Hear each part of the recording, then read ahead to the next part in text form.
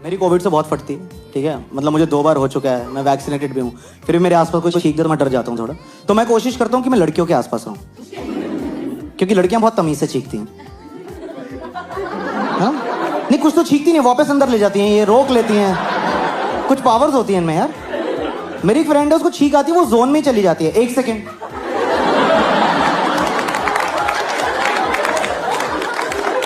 गई।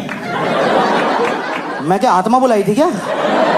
मैं तेरे सामने बैठा, मेरी फट गई यार, क्या हो गया तुझे? वो बहुत ही कॉन्शियस रहती कि ना पब्लिकली छींक ना निकल जाए मेरी, लेकिन कई बार आप नहीं रोक पाते।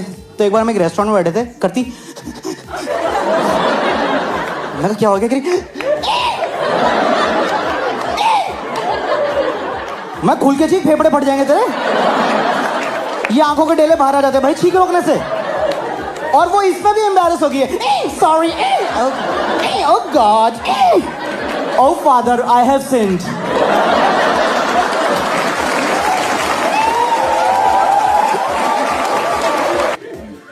और ये हम लौंडों को छींकते देख लो, हम आदमियों को, हमारी छींक नहीं होती, हमारा परफॉर्मेंस होता है। देखा कभी किसी अंकल को?